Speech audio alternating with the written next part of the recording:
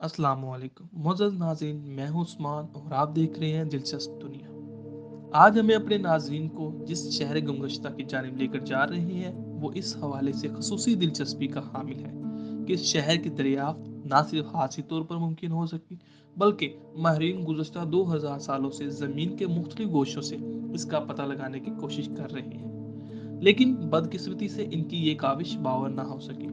नाज़रीन ग्रामी, हमें आज की ज़ेर नज़र इस वीडियो के लिए रोमन अम्पायर के शहर गुमगश्ता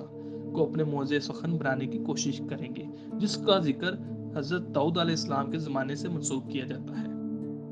ख़वातीनो हज़रात, ये 18वीं सदी का जिक्र है जब इटली के एक बंजर इलाके के एक मकीन किसान ने इस इलाके में पानी के असूल के लिए कुआं खोदने का तसव्वुर किया।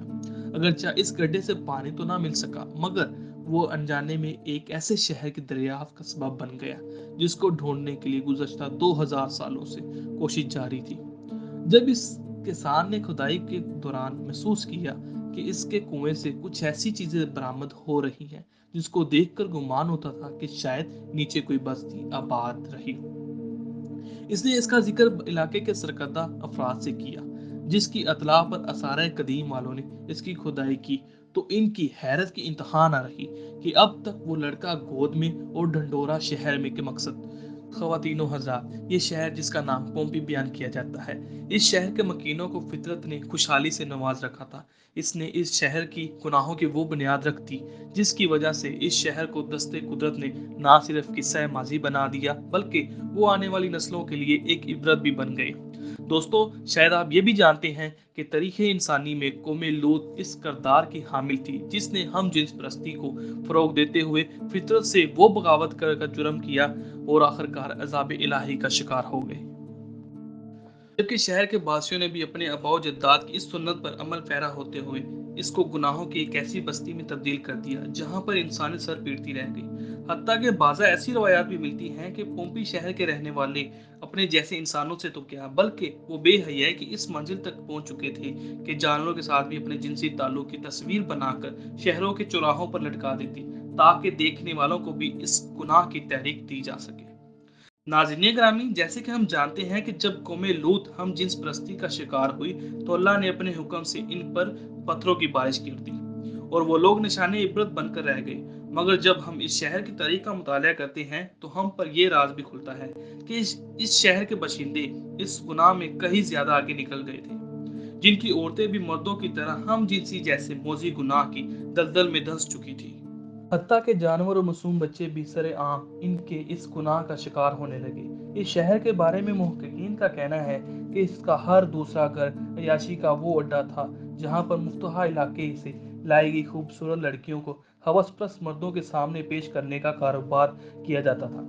और फिर एक वक्त ऐसा भी आया जब जिस्म फरोशी जैसा मकरू धंधा इस शहर का नुमाया कारोबार बन गया और इन हालात में एक जिस्म फरोश लड़की या मर्द किसी मेहनत कश के मुकाबले में कई गुना ज्यादा सरमाया कमा लेता था।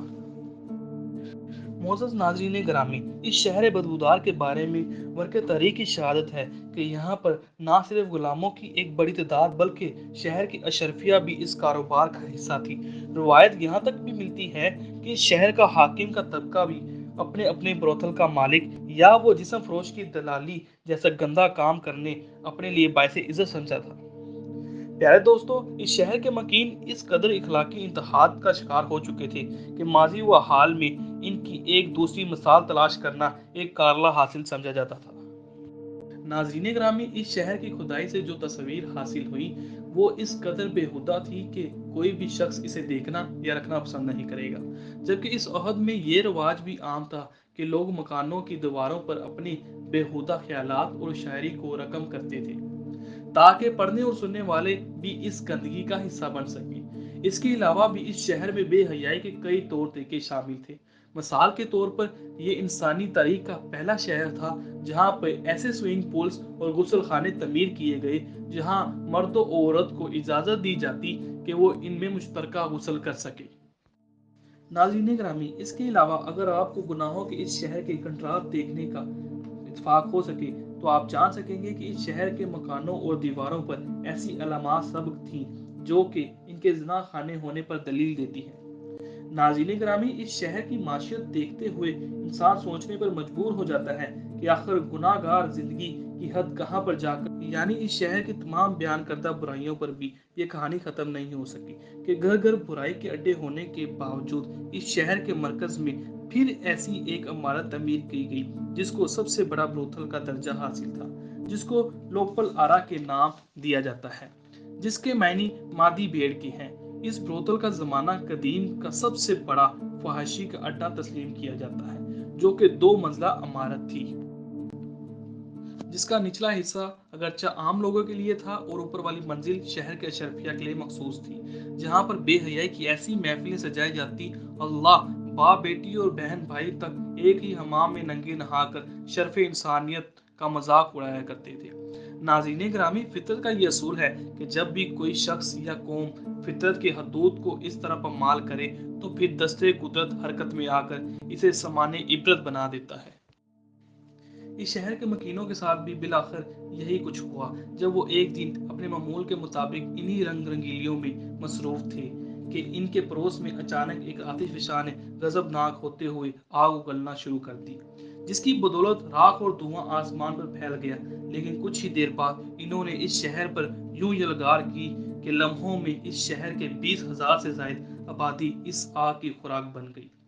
जबकि कुछ लोगों ने समुद्र के रास्ते अपनी जान बचाने की कोशिश की, लेकिन अब बहुत देर हो चुकी थी। आतिशफशान के धकते हुए लावे ने इन्हें भी जा लिया। कैस किया जाता है कि अज़ाब इलाही के नतीजे में इस शहर का कोई भी जीरो जिंदा ना बच सका, और जब 1748 में इत्तफाकिया तौर पर इसकी दरियाफ्त हुई तो हैरत अंगेज तौर पर यह शहर और इसके मकीनों की लाशें इस हालत में मिली जैसे कि फितरत ने दस्ते इबरत देने के लिए बरसों तक इनकी हिफाजत की। वीडियो पसंद आने की सूरत में इसे लाइक कीजिए, फेसबुक और व्हाट्सएप पर अपने दीगर दोस्तों के साथ शेयर करते हुए हमारी हौसला अफजाई कीजिए और कमेंट्स बॉक्स में हमें अपनी कीमती राय से